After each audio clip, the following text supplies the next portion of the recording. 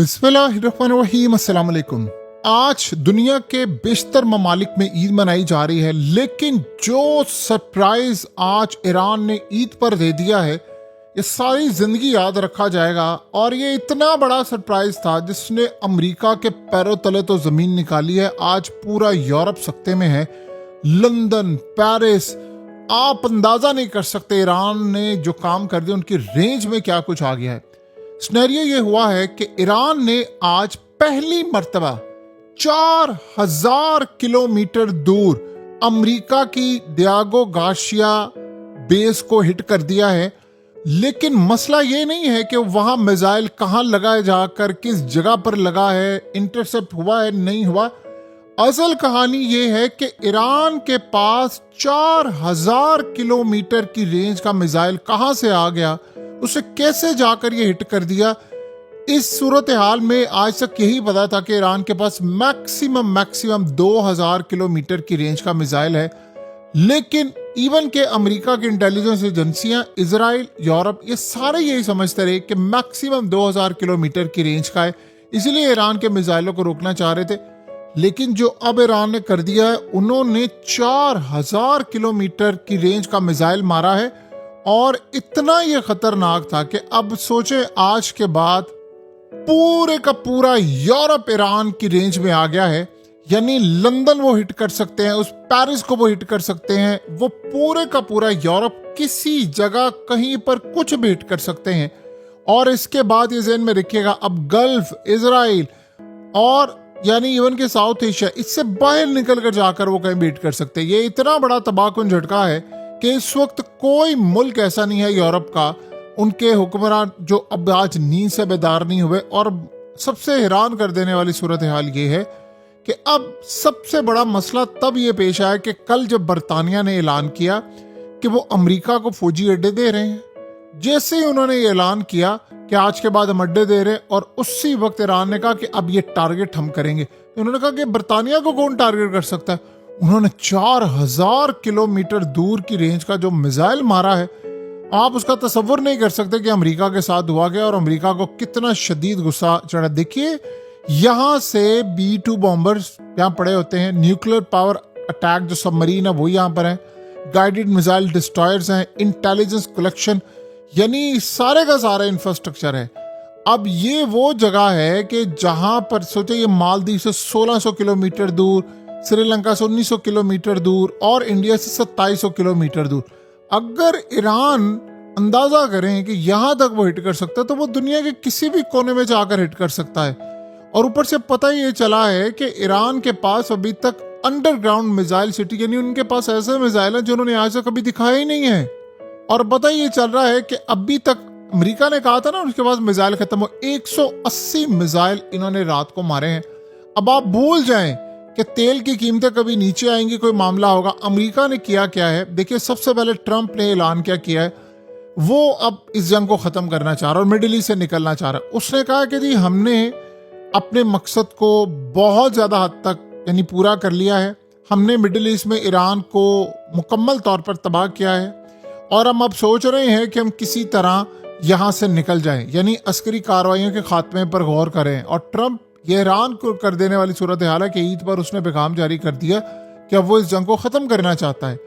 उसने कहा जी इन दीगर ममालिक की जानिब से जो इस एरियाज में है हम निगरानी में रखेंगे और देखेंगे कि कैसे स्टेट ऑफ हार्मस में से तेल अपना गुजारना है, क्या काम करना है, क्या सूरत हाल करनी है। उसने कहा अगर हमें कोई कहेगा कि अब नाए हार्मस से तेल गुजारना है या ऑयल टैंकर्स लेकर जाने हैं तो हम उनकी मदद करेंगे। और अगर ईरान का खतरा ख़त्म हो गया तो उसके बाद ये इशू नहीं होना चाहिए। लेकिन असल बात यह है कि उसने कहा है कि हमने जो अहदाफ हासिल करने थे वो हमने कर लिए हैं, अब हम यहाँ से जंग को बंद करना चाहते हैं और आगे जाना चाहते हैं। साथ उसने ये भी ऐलान कर दिया कि ईरान में अब कोई बातचीत करने वाला बंदा ही नहीं, हम तो बातचीत करना चाहते हैं लेकिन उनकी लीडरशिप मारी जा चुकी है तो कोई बात करने के लिए तैयार नहीं। और अमेरिका ने किया क्या, ईरान का असल में जो तेल है उसे पाबंदियां इन्होंने हटा दी हैं। सो अब आप अंदाज़ा करें कि जो समंदरों में फंसे हुए इनके ईरानी तेल है उससे भी इन्होंने पाबंदियां हटा दी हैं।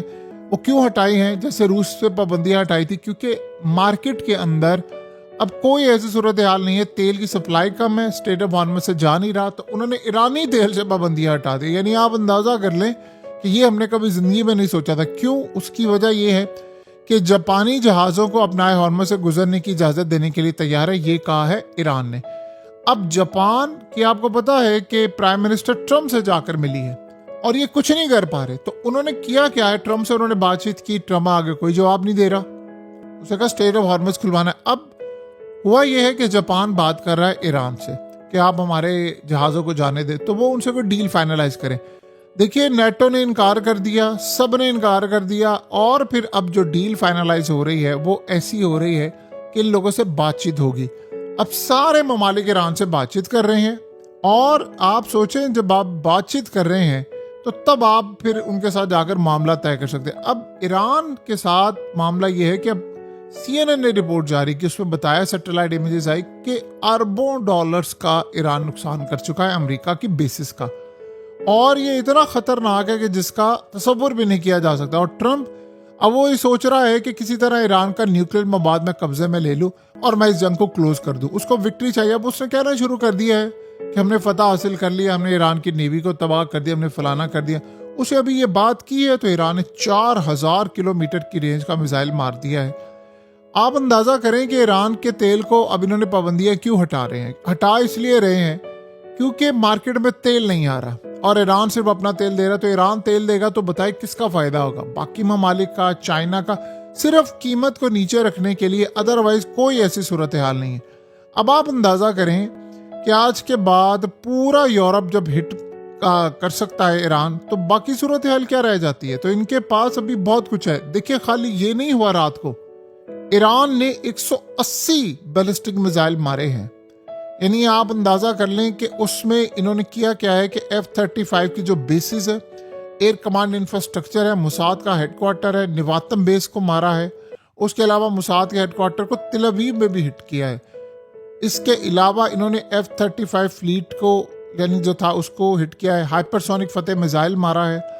इसके अलावा उन्होंने पता नहीं क्या कुछ, जो अमेरिका और इजराइल ने दहाइयां लगाकर बिलियंस ऑफ डॉलर से अपना इंफ्रास्ट्रक्चर बनाया, उसको उन्होंने उड़ाकर राख का ढेर बना दिया है। सो अब आप अंदाजा करें कि जहाँ तक F-35 की बात है, देखिए F-35 के बारे में ये बात समझ लें, इसको कहा जाता था अनहिटेबल जेट। इसको हिट ही नहीं किया जा सकता। F-35 रेडार पर आता ही नहीं था। अब जब रेडार पर नहीं आता तो फिर इस सूरत हाल के अंदर सबसे बड़ा मसला ये है कि ईरान ने कैसे इसको ट्रैक किया। जाहिर सी बात है, उन्होंने इंफ्रारेड ट्रैकिंग सिस्टम इस्तेमाल किया, जिससे इंजन के एग्जॉस्ट को आप ट्रैक करते हैं बजाय के रेडार सिग्नेचर को। अब ईरान के पास कहाँ से आया, क्योंकि ये जो सिस्टम होते हैं ये कोई एनर्जी इमिट नहीं करते। तो F-35 का जो वार्निंग सिस्टम होता है, उसने पायलट को इन्फॉर्म ही नहीं किया कि वो हिट होने वाला है। तो ये ईरान के पास एक बहुत बड़ा यानी हथियार था, और उन्होंने इस वक्त आकर इसको इस्तेमाल किया है। ये तो किसी को पता भी नहीं था कि ईरान इस लेवल पर जाकर ये काम कर सकता है। अब अमेरिका भी परेशान है, इजराइल भी परेशान है, अब तो पूरे का पूरा यूरोप हिट हो जाएगा। सो ये जो सूरत हाल है वो काफ़ी ज़्यादा इनके लिए परेशान कर देने वाली है कि ये कहाँ पर क्या मामला हो रहा है, हिट हो रहा है। अभी भी आप अंदाज़ा करें कि स्टॉक मार्केट से $1 ट्रिलियन चंद मिनट्स के अंदर फारिग हो गया, और पेंटागन अभी भी तैयारी कर रहा है कि जी वो हम जाएंगे। ट्रम्प कह रहा है कि मैं किसी तरह ग्राउंड फोर्स पर काम करूं। इन मसला सारा ये है कि इस वक्त सबसे बड़ा इशू यहाँ जो खड़ा हुआ है, ये असल में अब ईरान की जो जंग है वो इतनी जल्दी बंद नहीं होगी, क्योंकि ईरान ने जो शराइत रखी हैं वो बहुत ज़्यादा हैं अमेरिका के लिए, क्योंकि वो कह रहे हैं अड्डे यहाँ से फारिग करो। अमेरिका ने, जिस तरह ट्रम्प ने अब ऐलान किया है हम निकल जाएंगे, असल में वो ये गल्फ कंट्रीज को सबको कह रहे हैं कि हम तुम्हें ईरान के रहमो करम पर छोड़कर जा रहे हैं, क्योंकि तुम लोगों ने जंग नहीं की, तो अब तुम जानो और तुम्हारा काम जाने। देखिए, ट्रम्प को नजर आ रहा है कि अगर मैं यहाँ पर ना रुका तो ये यूक्रेन की जंग की तरफ फैलेगी, लंबी होगी, और तेल की कीमत $200 बैरल तक जाएंगी, और दुनिया में खुराक की कमी का यानी बहरान खड़ा हो सकता है। अमेरिका इस जंग में फंस चुका है। अगर वो ये जंग बंद कर दे तो आप अंदाजा कर लें अभी ईरान ने क्या करना है। ईरान ने कहना है कि अड्डे भी निकालो, हमें हमारा यहाँ से नुकसान पूरा करो और यहाँ से निकलो। सो अब अमेरिका के लिए बहुत बड़ा झटका है। देखिए, इस वक्त सबसे बड़ा इशू ये है कि चाइना, उसको गल्फ कंट्रीज की बजाय ईरान से तेल और ये चीज़ें मिल रही हैं और सस्ता मिल रहा है। अब तो अमेरिका ने पाबंदी हटा दी है, तो जाहिर सी बात है ईरान के लिए तो फायदा है। ये काम तो वो कभी हो ही नहीं पाया था, रशिया से भी इसीलिए पाबंदी हटाई। इसलिए जंग अब चाइना, रशिया और ईरान इन तीनों के हक में है और वो इसको जल्दी बंद नहीं करना चाहते, और करेंगे भी तो ये कहेंगे कि एटलीस्ट ये पाबंदियां हटाई जाए। तो अभी आप देखेंगे कि डिमांड कहां तक जाती है। स्टेट ऑफ हार्मस बंद करना ये बड़ा गेम था, ये इतना छोटा लेवल का काम नहीं था कि हो ना हो सकता है। आज ईरान ने जो ईद पर सरप्राइज दिया है तो पूरे वर्ल्ड को हिलाकर रख दिया है कि ये ईरान है, ये तो दुनिया के किसी भी मुल्क में किसी कोने किसी को भी हिट कर सकता है।